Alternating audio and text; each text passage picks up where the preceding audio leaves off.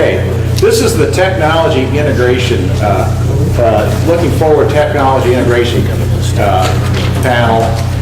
The integration is integrated with what? Well, integration with management, with accounting, with making decisions, not just technology. So on the panel are, first of all, are Blake Hollis, and Blake has a Northeast Iowa corn, soybean, hog producer, and they're very much embracing technology. You need to go to their website. It's very, very well done website. And his goal is to systematically standardize, flawlessly execute, and continuously improve processes. And the second person on the panel is Bernard Peterson from Kentucky. They have a family operation, 15,000 acres, and a lot of interesting specialty crops. Visit with Bernard, and they are very much into technology. They're actually, the roots of their operation go back, I found this out on the internet, they go back to the 1700s, which is really quite many generations. And the last person on the panel is Eric Jackson, who's the Chief Sustainability Officer. Everybody's has to have one of those, right? Absolutely. Got to sustain your operation. Yeah, that's right. That's most important. But he's also president of the Ag Services with Conservis Corporation, Minneapolis, and he has 30 years in commodity risk management, supply chain, and international trading, and business experience in 60-plus countries. And he's co-founded several companies. So they're going to be talking about, first of all, what's going on in their own operations and their goals, and then we'll open it up for discussion. So we'll start with Blake. Okay. Thanks, Norm. Get my computer fired up here quickly.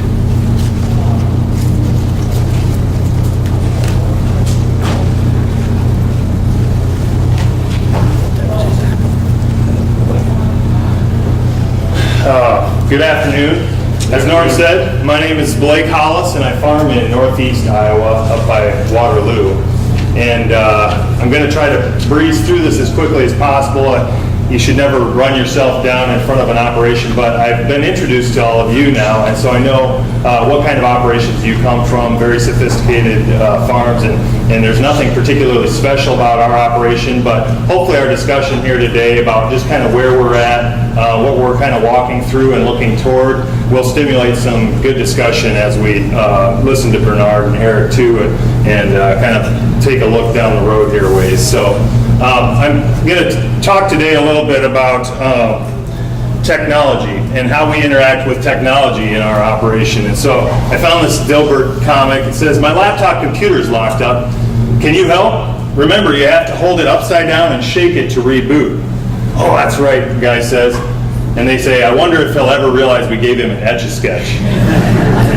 And we find ourselves kind of frustrated with our technology sometimes, to the point that you call up tech support, the animals are calling up tech support and saying, "I'd like to report a farmer in the Dell." And I know there have been some times when I just want to take the computer and throw it under the combine wheel and just drive ahead. You know? That's the way technology is, and you kind of sometimes see that generation gap, and I find myself, I'm approaching that middle point in that generation gap. So I'm going to kind of talk about how we operate, how we approach the decision-making process with technology, what kind of outcomes we typically see, and where we're looking down the road here. So first, how do we operate?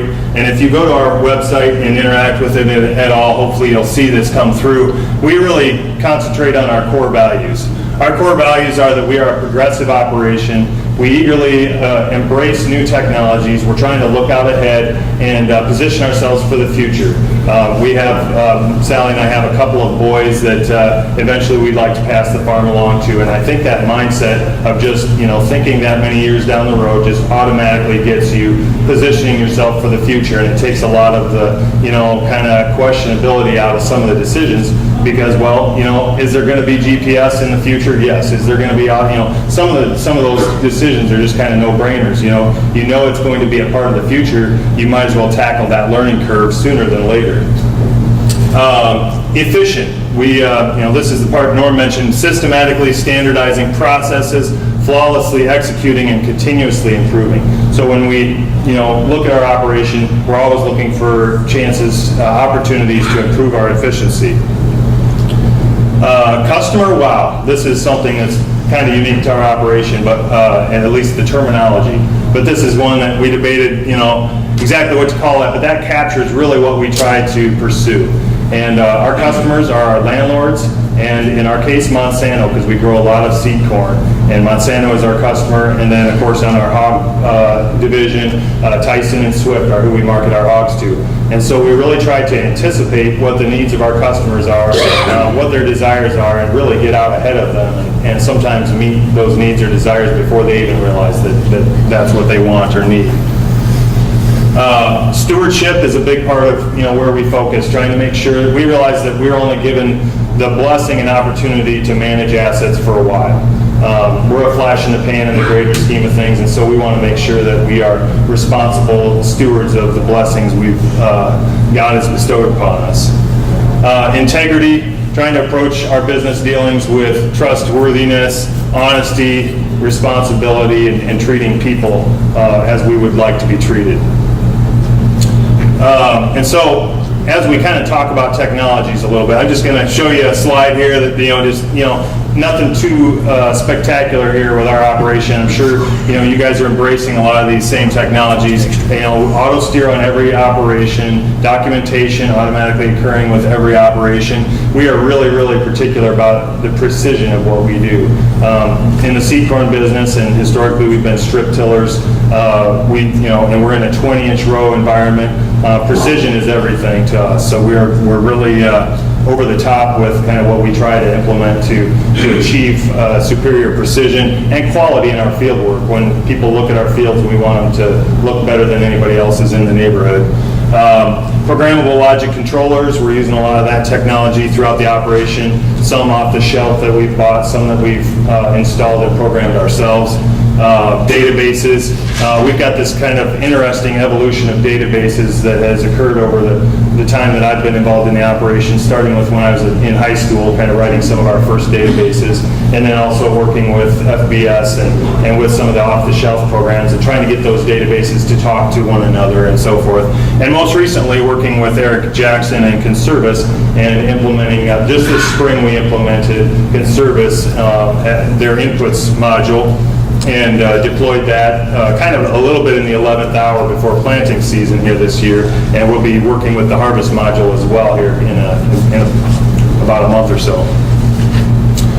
So how have we decided? Well, it comes back to those core values. When we approach a technology decision, does it position us better for the future? Does it improve our efficiency? Are we going to get more out with less in at the end of the day? Does it appeal to our customers? Sometimes, you do things just because it's going to appeal to your customers, and a lot of times these decisions are really based on a hunch. You can sit and push the pencil all day long, and sometimes you're never going to really get a clear answer on whether there's a return on investment per se to a particular technology, but that it's going to be something that's going to have more of a qualitative appeal or subjective appeal that positions you better for the future. And that's all about, sometimes there's trade-offs when you look at the numbers don't always speak for themselves when you look at someone's financial situation or their cost of production. They might have a high land cost, but maybe that's a strategic move. That's getting into the numbers tell you who, what, when, where, but not necessarily why. Does it enhance our stewardship? So a lot of the technologies we pursue are just for the simple purpose of enhancing our stewardship. But really, when we approach a technology decision, we're hoping to kill more than one bird with the stone. Hopefully you find technologies that accomplish improvements in multiple categories. So that's, then when you implement something, sometimes there's that clear payback, row clutch technology, that was kind of a no-brainer decision. You do the math, how many acres you think you're going to reduce in overlap and skips and things like that, and you can tell that in about a year and a half or 2 years you're going to get a payback, and absolutely you have to invest in that technology. But I don't think you're going to find a huge competitive advantage in that technology because it's such a no-brainer. Everybody's going to rush out and quickly adopt that technology.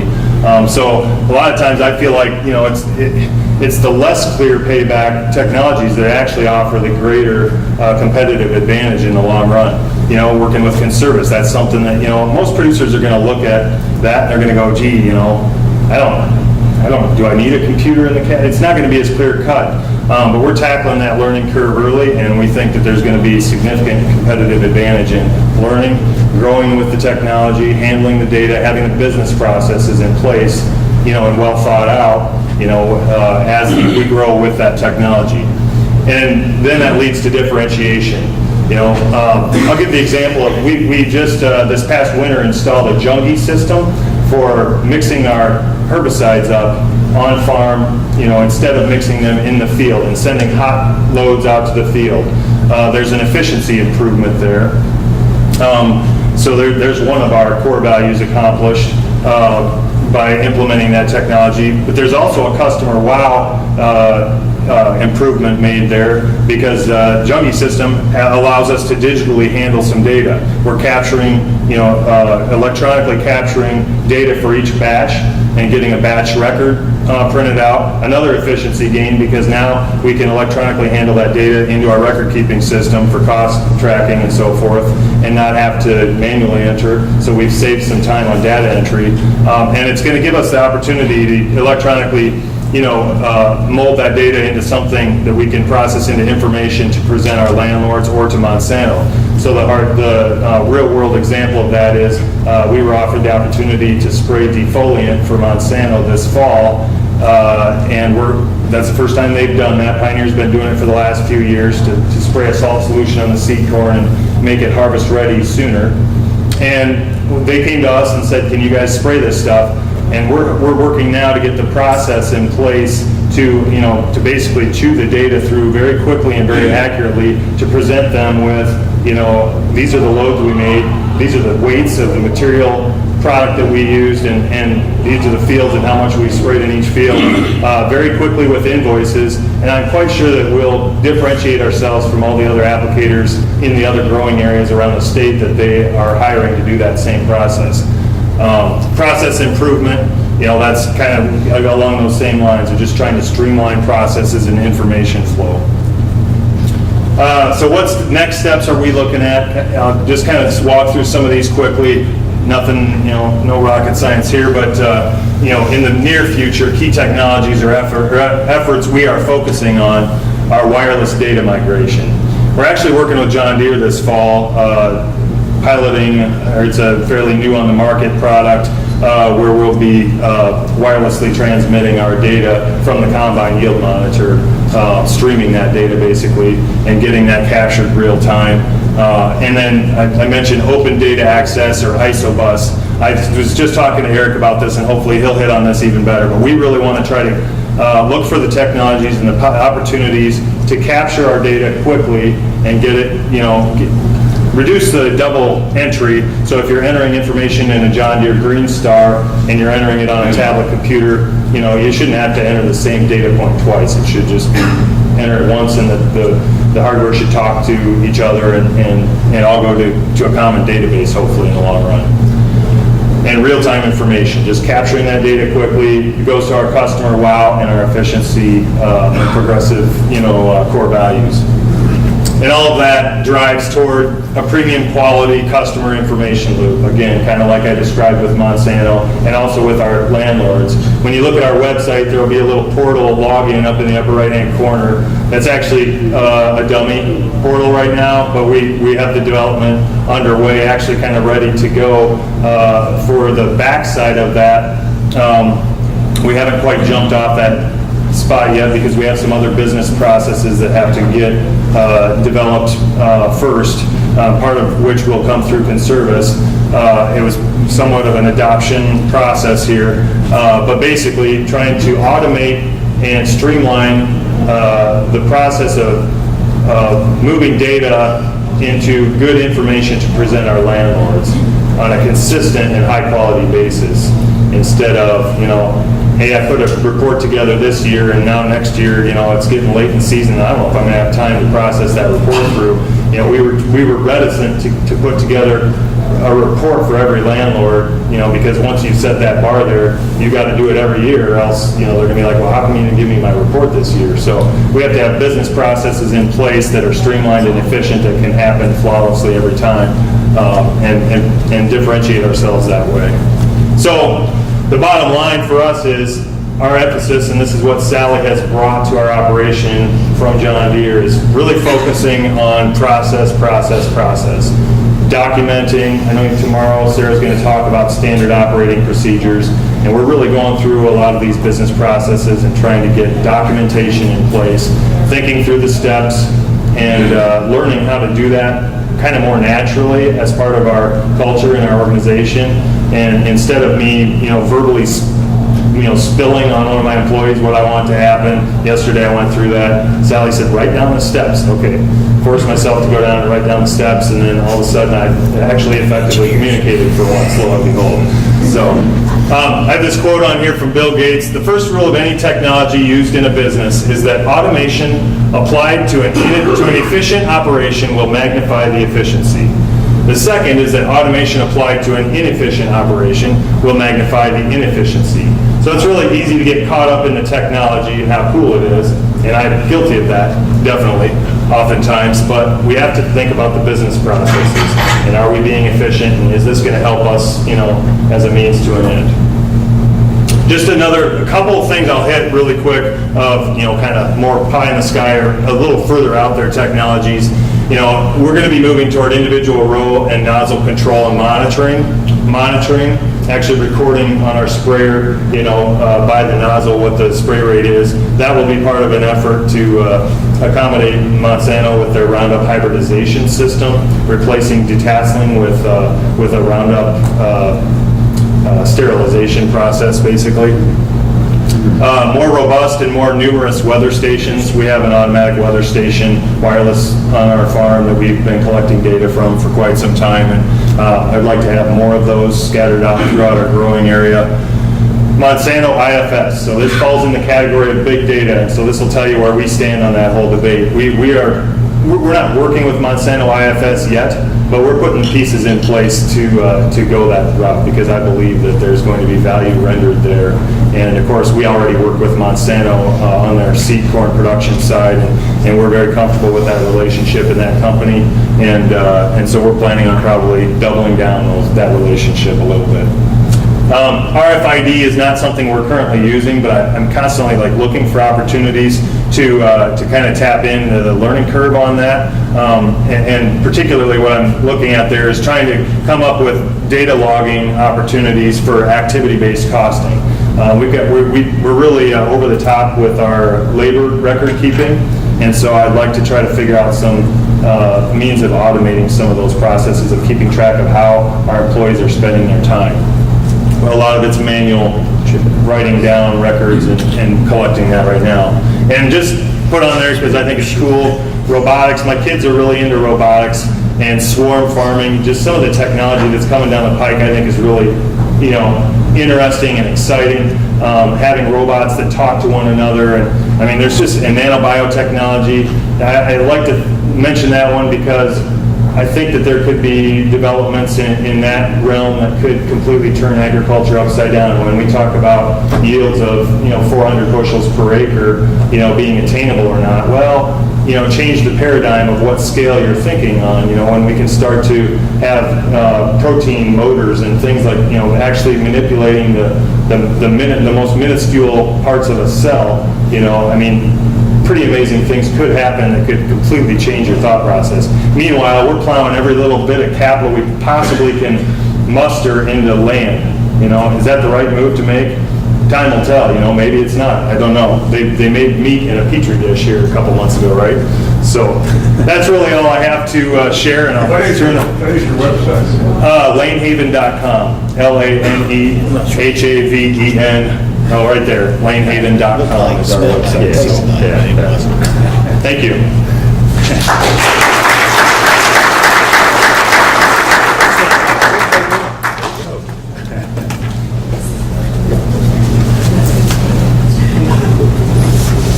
Good job.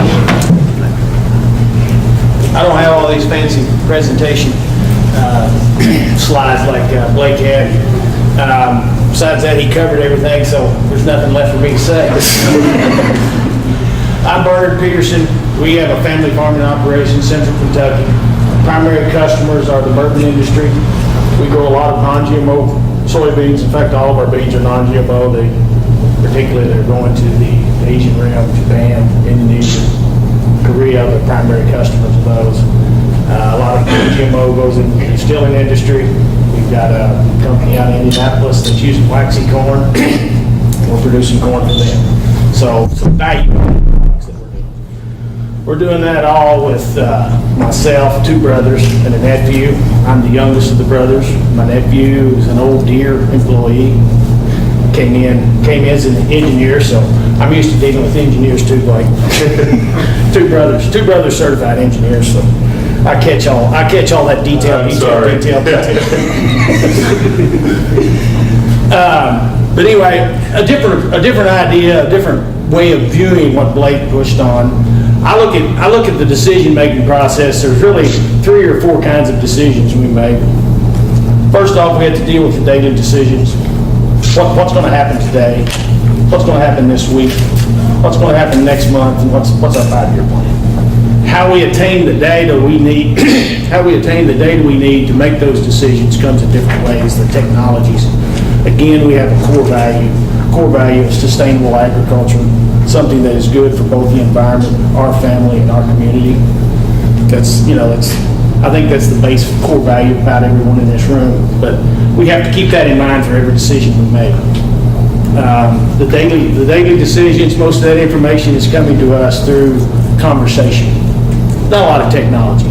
We do have smartphones. We do have a conference call every morning among all the managers on our farm. So everybody knows where everybody is today. The weeklies are more of a longer-term plan.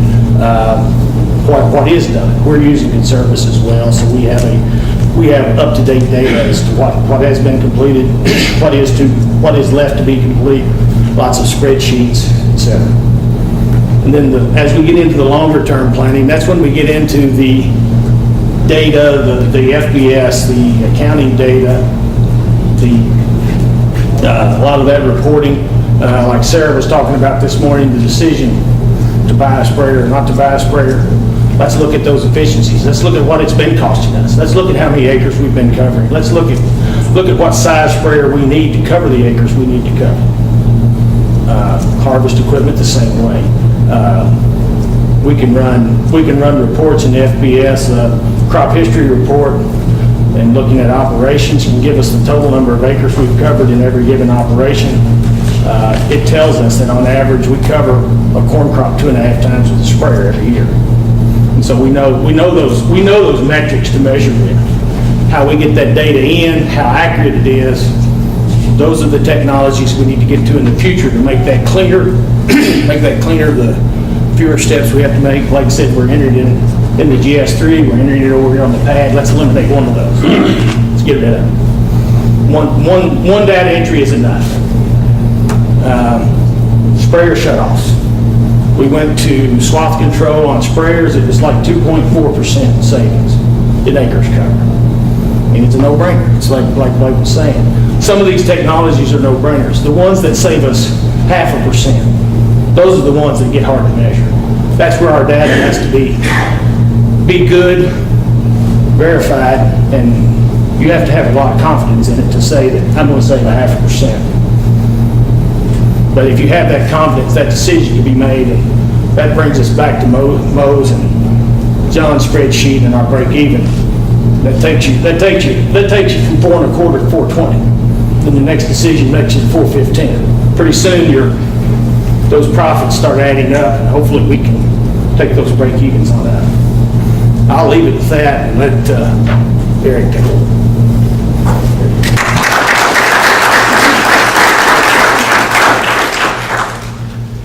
Still trying to figure out what to say. That was too short, Leonard. Blake said it all. I know. I didn't pay these guys to bring us up, but I think, the stuff that they've been talking about when I peel back to 4.5 years ago when we started Conservis, the challenges that we were offered to solve were basically along the lines of data aggregation, just broadly speaking. The problem that was described to us by the first growers that we worked with was, we got a lot of smart systems on the farm. We got a lot of smart people that we work with, consultants like, Mo and John. The problem is the quality and the timeliness of the information that we can give to them so they can help us, whether that's them external as a service provider or decision makers internal to the organization. The timeliness and the accuracy and the ease of capturing information is very difficult in a farming environment. And it kind of makes sense because in the manufacturing world, a lot of these problems were solved 20 to 30 years ago. But farms have been flyover country forever for real business solutions. I'm not talking about point solutions. I'm not talking about the good work that other companies have done to bring point solutions in agronomy and machinery management in particular. Those are point solutions. They're part of the bigger picture, important critical points of the bigger picture. But if you want to run your business, you need an enterprise system that houses all your data, that can share that data with other systems that are specialty systems, so that the warehouse doesn't have to do all the work. But at some point in time, you got to pull everything together. So that was the mission that we decided to strap on 4 years ago. And it's been quite a trip this last 4 years, I got to tell you, as we've moved through and have been able to work with growers like these two and others in this room, as well as some of the best growers, quite frankly, across the country. They've taught us what the real challenge is on the farm, and then we've tried to make adaptions every year. The other problem is agriculture is a one-time-a-year cycle. So the difference between agriculture and the manufacturing process is you can tweak the manufacturing process if you want to on a daily or weekly basis, and you can see the outcome of it on the shop floor. We only get a cycle once a year. We all only get a cycle once a year. So when you're building a system to serve that kind of environment, it's a long period of time between cycles, right?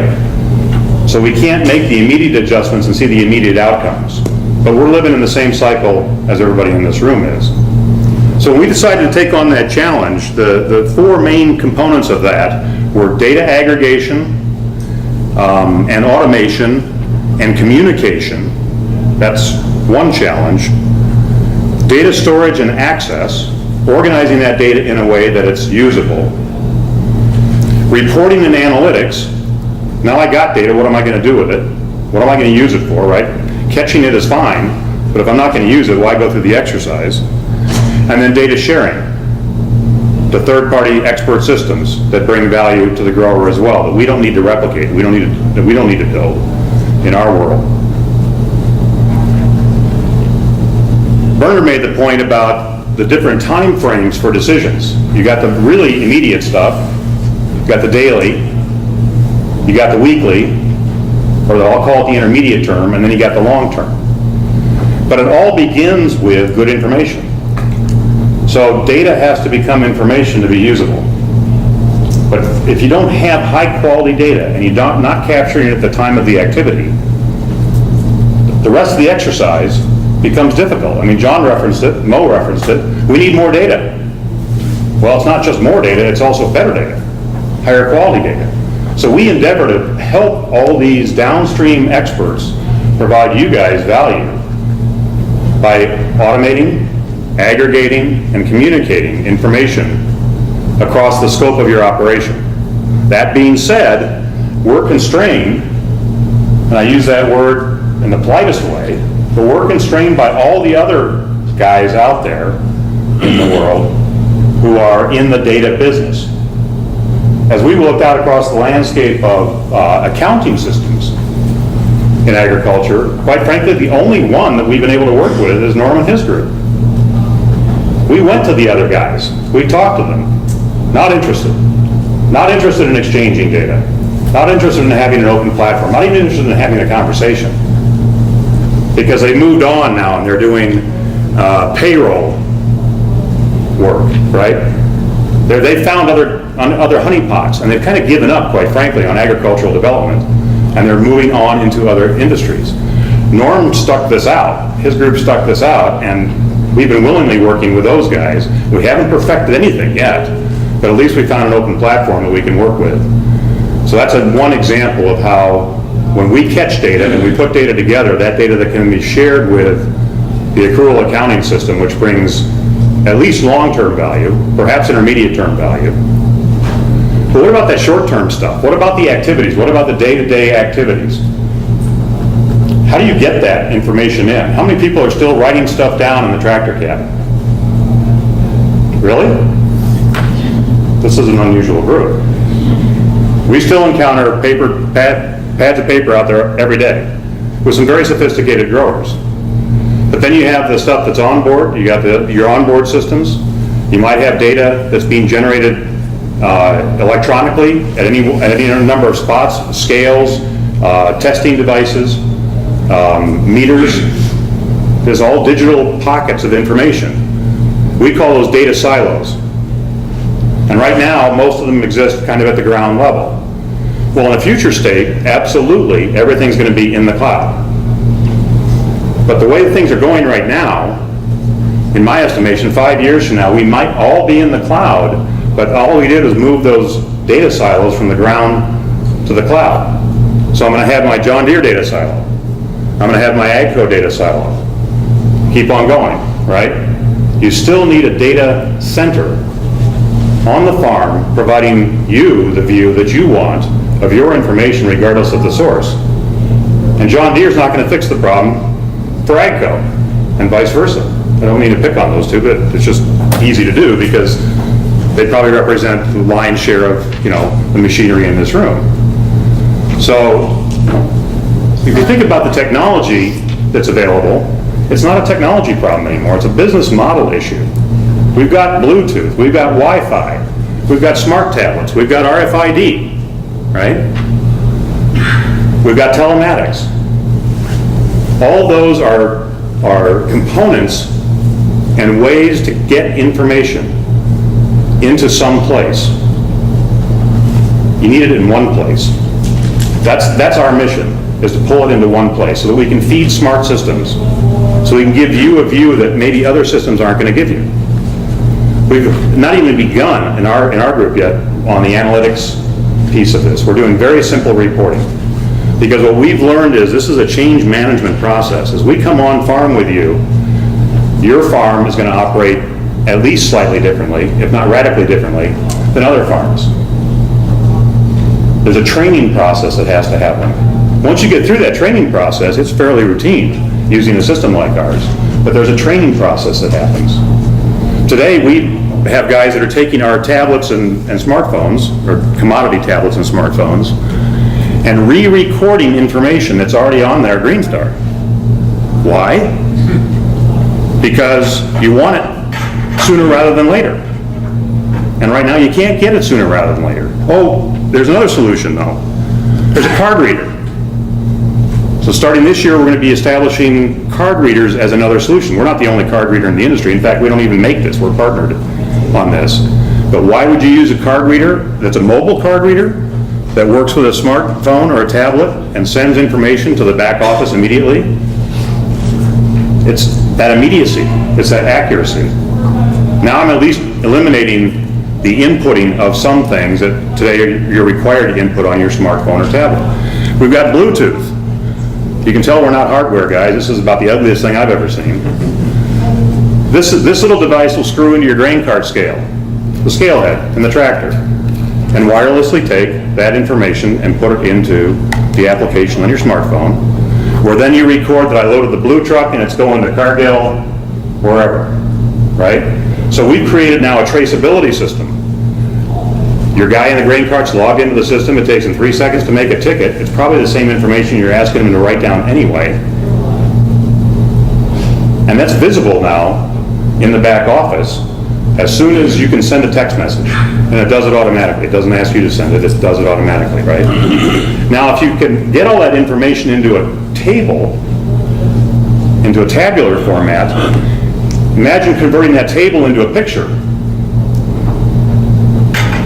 We had one grower down in Arkansas that said, you know what, these tables of data are great. I love the immediacy of this information. It's really accurate. I can see a lot there.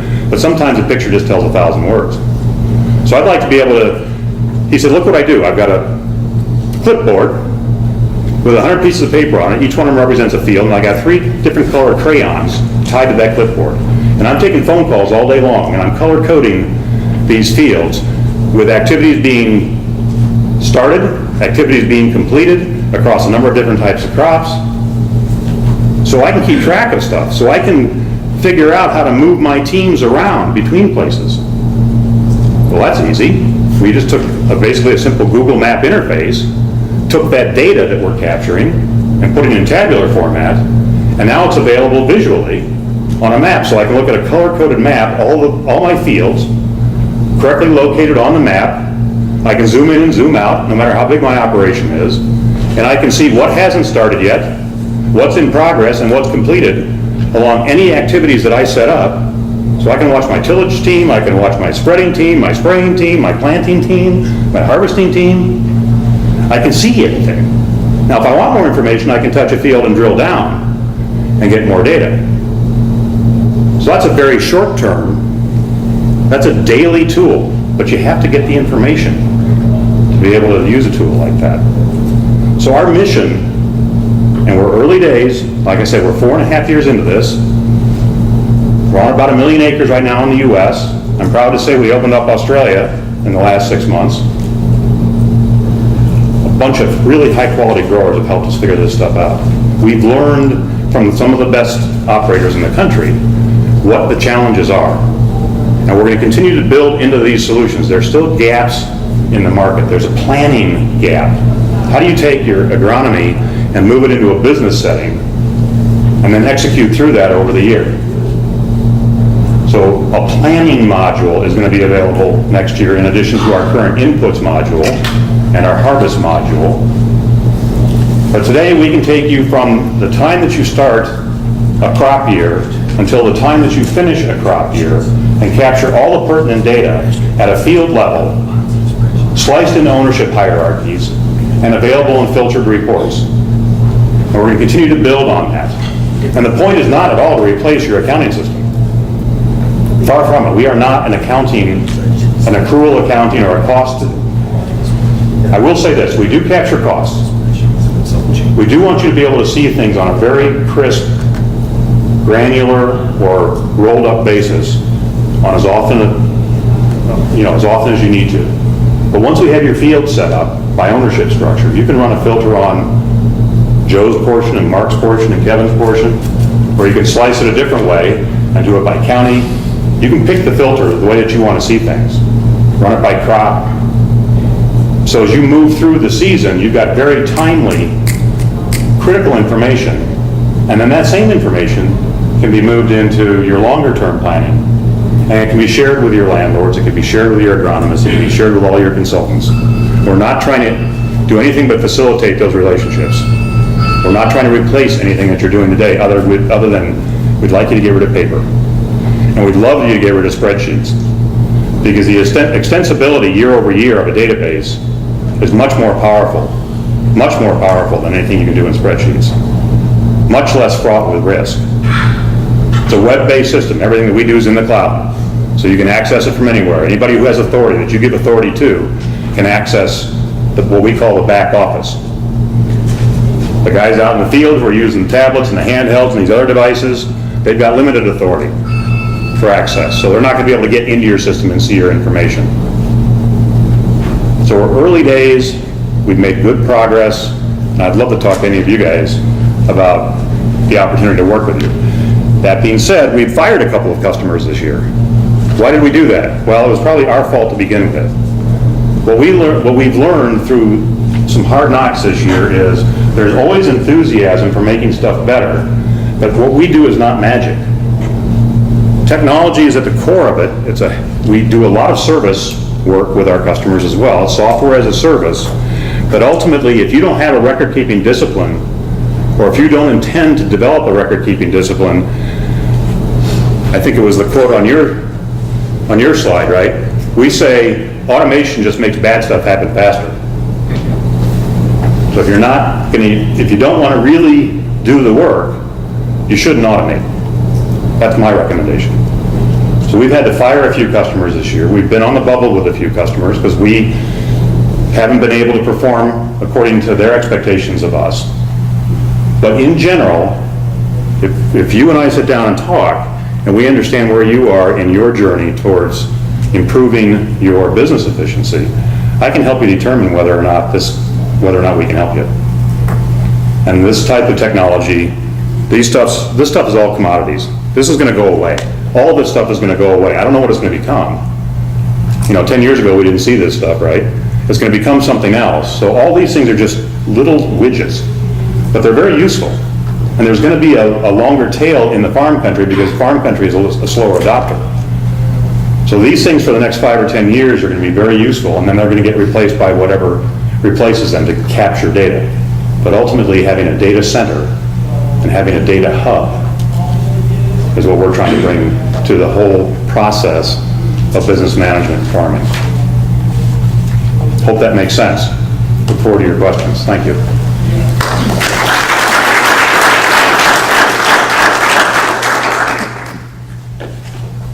Okay, who has the first question? I do. So then, how does that work with FBS? Are they, So today, early days, we've been working with FBS for, 18 months? Something like that. We capture very granular activity data, and the exercise then is to package that and do basically a data exchange.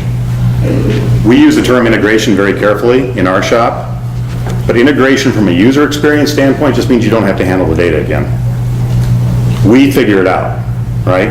Now today there's a little bit of a squirrel cage involved, but then we also have some formatted processes for pushing data, or making data available, and they can ingest data, they can upload data into their system. Norm, you want to expand on that? Yeah, go ahead, explain how it works. Well, I'm not, yeah, he can explain it, right? Because he's the user. We're taking data, we're currently migrating data either in 2-week blocks or 1-month blocks from Conservis into FBS. Once that map is drawn, that takes this field activity to this center in FBS, which that is done prior to importing. It's a process that takes about 30 seconds. It's very clean, it's very accurate. The Conservis data is accurate, the FBS data is accurate. It's a clean marriage. There is some setup that has to be done, but once that's done, it's really clean. They're going to be demonstrating this, the Mach 2 interface that we use tomorrow at, I think, 9 o'clock. Is that right, Brett? I think that's when anyway, they'll have computers set up and you can see, but it's a data mapping process. It's just like the commercial mill interface Right, or the Packer interface. You've got a CSV file or a file, you've got a table with, you just map those fields over. Right. Once you you're told that what this product in Conservis is equal to this product in FBS, then you're done that process for the next batch of entries. It's looking for something new, making sure that we understand. So it's very similar to those other. So technology guys wouldn't really call that integration. I mean, honestly, integration is more of an API format where the two systems actually interoperability. But we're really focused on the user experience at this point. We could spend millions of dollars on APIs which wouldn't necessarily improve the user experience. At this point, we're still learning what data other systems can provide and what data other systems require. And it's much easier, much cheaper, it brings down the cost for everybody to be able to do it using a process like this, as long as the two systems have the intent of working together. Does that make sense? so what is your tractor driver input? So today, What's he doing? Is he spraying, planting? He tells it So which. does he have a code, like this is my name, and this is the First tractor I'm off, on? he has a login. He first off logs in and immediately identifies who's doing it. He tells it what piece of equipment he's doing, what field he's in, how many acres or how many hours, or ever what the metric is of measurement, typically acres. If he applied something, he records what he applied, either in total, the total applied, or the quantity per acre. Is that on a tablet or a cell phone or? Either one. Either one. And to be clear, most of the input that Werner's talking about are drop-down menus. So you're not actually keying stuff in, but it's drop-down menus that reflect only the information in your database, which we helped you set up. Which also has some really cool features built into it, because your tablet or your device, and it's a free app you download, has a GPS built into it typically. And so, like, for example, when you look at your field list to choose which field you're operating in, you have the option, you can toggle this on or off, but when you pull up that list, to have it talk to the GPS and figure out where you are and offer up that field that's closest right there at the list. So, or to auto-populate from the last record, so some of the stuff that's, the same from the last record, you don't have to enter differently every time. It's just, it's there, and you check it, make sure it's still correct or whatever. Still, the whole data collection process, whether it be field data or purchase orders or what, I think if we can once we have moved that data entry process to the person that's doing it, we get more accurate, less problems with our data. And whether that's the guy in the shop or whoever it is, we've got to find ways. That's the technology I think we're looking for. Conservis fills the field application, but there's still more needed further on down the road. So is it reading like the monitor data then? Like your precision planting monitor, is that data going in there in sort of tables? No. Not today. Yeah, so you're actually, that's why I said you're duplicating that information today using a phone or a tablet. And the reason you're doing that is because in our experience so far, very few people are pulling the cards on a regular basis. We've run into cards that ran out of space, right? Because they hadn't been moved for 4 years. So it's kludgy, right? It's not perfect. But the point is, if I can read the screen and pick from a couple of drop-down menus and spend less than a minute entering a fairly comprehensive set of information and log it, and knowing that that information now is coming back to the back office now, I've got transparency, pretty close to real-time transparency into what's going on in the operation. Now, if you want the machine data, that's what the card reader's for. And our experiment this year is going to be some data that the machine can provide, like on the monitor, right? And the chassis data as well. Fuel, hours, the stuff that's being provided from a mechanical standpoint. That can be stripped off of a card.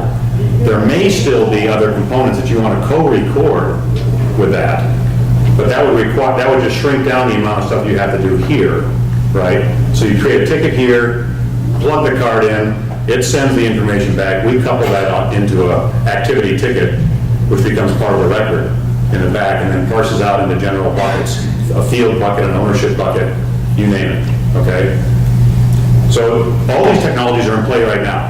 As a matter of fact, we invented nothing, actually. We've got a couple patents out there, but they're only as much as we're willing to spend to defend them. So these technologies are widely available. The question is, what's the clever way to reduce the amount of work that the grower has to do to get real-time information into the back office? And that's what our perpetual mission is.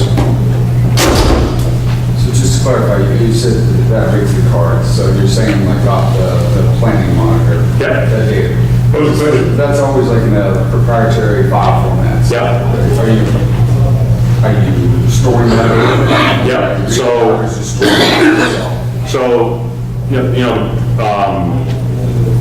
Full disclosure, our partner on this is Ag Integrated. Okay, so this is an Ag Integrated box. They've been providing this into the retail market for years.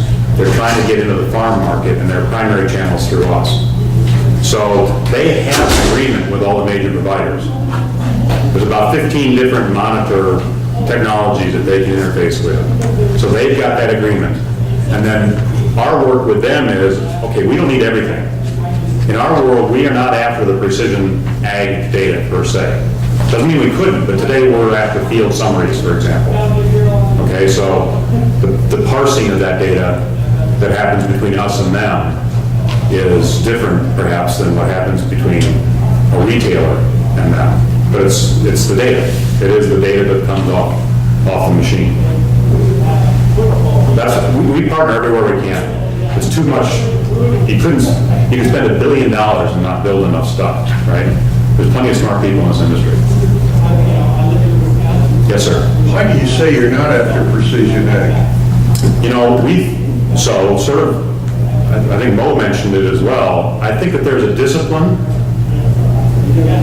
that's required in the agronomy world that we don't want to have in-house. If somebody can describe to us the file that they want, and if it serves an agronomic purpose, and we can put that file together, we'll help do that. But what we've been looking at so far is the entire field as being the smallest business unit, as opposed to the row by row by row by row. We think that's a different discipline. And quite frankly, we have to focus. We could get dragged out and be so spread out in terms of what we do, and we do absolutely nothing well. It's hard enough for us as it is just to focus at the field level. Does that make sense? Yeah. We work. Here you are right down to the gnat's eyebrow, Yeah. and then you don't take advantage of it. So, how many yield maps are out there that haven't been taken advantage of? But that changed.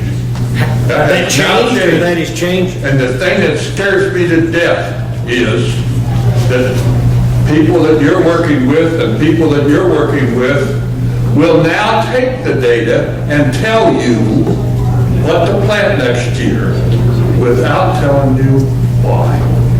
And I am scared to death of that. I don't like that. So get into this. Yeah, and, I know. And break that paradigm, please. We are independent. Everybody, all the big guys have come after us and asked us if we wanted to join their effort. And we politely declined because we said we'd like to partner with you. We think our independence is a critical component of what we can deliver. That's why I'm interested in you. I get you. We have our discipline right now. It doesn't mean we can't migrate. Respectfully, though, I'll point out that they have shareholders, Howard. There's still a for-profit, so what in the very long run differentiates them from anybody else? And what differentiates a private company from the government? I don't know, I have a philosophical difference with you there, but, I hear what you're saying, but, at the end of the day, you're still gonna make an economic decision whether you're gonna benefit from aggregating your data with others or not. You can hold and, sit in your, in your igloo, but you're not gonna get anywhere if you don't reach out. Don't limit just to that thought. Okay. The bigger thought is your kids, not your grandkids, but your kids, are they going to get a chance to be independent operators? So Howard, why don't you just verbalize the end game, what you're thinking of? What's it going to look like? What's the end game going to look like if your worst fears come true? Bart and I had lunch Thursday with a guy who's a top farmer, just got an MBA, and he's looking for entrepreneurial activities related to farming. Just got back from Ukraine. Took on a project with World Bank for the excitement of doing it. He was on farms there up to 300,000 hectares. They had decided, goodness knows how, because we're just chit-chat, but some of those people on that farm had decided 20,000 hectares, that'd be 50,000 acres, was the right size business module. Well, how many of us will have a chance, you see, to operate at that level? You see, what you're doing, you do make it possible for a guy in Basel, Switzerland, to watch what we're talking about right here. The question is, who makes the decision? We got a different situation in Ukraine as far as land ownership and Well, no, it's there, it's owned by the people in the village, and so these guys rent it, they don't own it, they rent it. But the things that these guys are talking about affects, how that plays out, affects your kids. And what opportunity they have to, in terms of where they fit. You see, in this model, where there will continue to be an open architecture, public entity doing, Elizabeth, please don't. I'm too old to be quoted. I'm not quoting you, but I'm saying, the issue is not, do we have the information or not? The issue is who controls the information. So Yeah. I say, get the information, but fight the battle about who controls the information. But I don't think we should stop. Yeah, that's why I was surprised. That's why I was surprised when you laid off your personal boundary at the field level. Oh, my goodness. Why? Thank you. So what percentage of precision data is actually used directly by the grower themselves, and how much is used by this big data by their upstream, the companies that they Well, work we're going to be told that they use it, with? Yeah. which is kind of exciting to hear. You see that they use it, but we really don't know how they use it. Maybe just because they have a lot of extra inventory of this particular factory, it gets recommended on a lot of fields. We really won't know, will we? Right. That's got to be extreme. But yet that is the concern of this change about who. Yeah. But right now, you're breaking that data down to the data that the farmer needs at that field level. I mean, the agronomic side is the side of, okay, we're going to do the production, and as far as the reporting and so on that you need, that's the level. I mean, you can get that data, you can consume a 4 gig hard drive before you even know it. Whereas with that summary, it's given what you need to make your management decision. Right, that's been our philosophy up to this point. Yeah. We're critically aware of exactly what you're talking about. I just wanted to be clear that today, we view our mission differently than what you're suggesting today. Doesn't mean it won't change, but I can't do it all. It's absolutely impossible for me to do what we're trying to do and layer on top of it, or bury myself under it, I should say. And I got 25 people working their tails off right now, just trying to spin this wheel as fast as we can. You know, we're $8 million into this endeavor already, okay? And we're gonna put on another $10 million by the end of the year. So We let farmers buy stock. some of our early shareholders are some of our best customers. Yes, sir. We see that is right now a new opportunity. Yeah. And I don't see very many people taking advantage of that. Yeah, I see this as repeating some of the things that got on the financial side. There are a lot of farmers who bring in their Schedule F tax returns to the banker, and the banker puts it all in a black box and tells them whether they can get an operating line for the next year. They don't really not involved. This is the same thing, taking ownership of your information, controlling your information, and deciding whether you want to share it with anybody, or the trade-off. So It's your data. Yeah. It's your data. And it boils down to is what Eric's doing. He's saying you have identified your core competencies, what you're good at. We as businessmen decide that every day, and then we farm out what we don't know how to do. I hire Norm. I hire Eric. We plant our own seeds, but that's one of the things I think we need to keep in mind for the decision making is determining what we're good at and being good at it, and let someone else that's better at some of the other pieces of our business do it. That's part of the decision making process.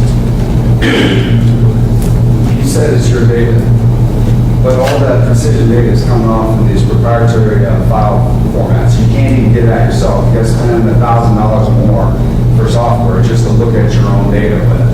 And then the tooling, in my opinion, is poor. It's poor. I mean, I think the best stuff out there is poor. If I just got it in a relational database, I could look at it myself.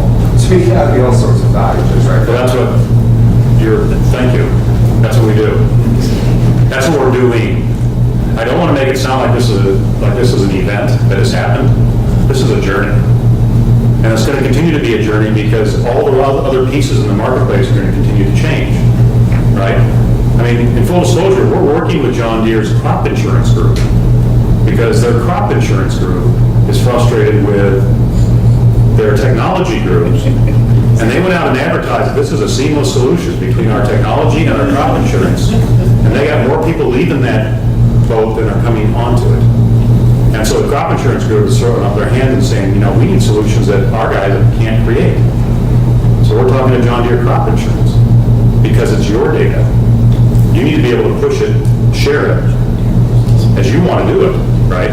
And you can't have these intermediaries, even if it's the same company over on this side, you can't have these intermediaries brokering the relationship of one of your data silos to another one of your data silos to another one of your data silos, right? That's fundamentally a broken philosophy, but it's where we are today, and we're trying to unravel that. And I think the farmers, as they get more and more together and do stuff like this, it forces or helps force those companies to What do you think? cooperate beforehand instead of having all these silos. Well, maybe, hey, the farmer's got this silo, let's create a system that works for that silo. Yeah. But right now, you're too diffuse out there. Yeah. And the big companies are all working together in this organization called Ag Gateway. Ag Gateway has been going on for a long time, and I think there's been a lot of passive resistance of the participants in that. So they all show up, they all meet, they all talk, they all agree. Nothing happens. They all show up, they all meet, they all talk, they all agree. Nothing happens. Right? Wash, rinse, repeat, year after year after year. That's called an oligopoly. Yes. And now they're getting to the point where at least they're talking about data standards. So if you call something something and I call something something, we're both talking about the same something, right? But the first strip of this is just going to facilitate machine-to-machine interaction. So it's going to help the tractor guys and help all the tractors and the combines and the machines work together. That's great, right? But it still doesn't solve the problem that we're trying to address, and that is you guys need a data center.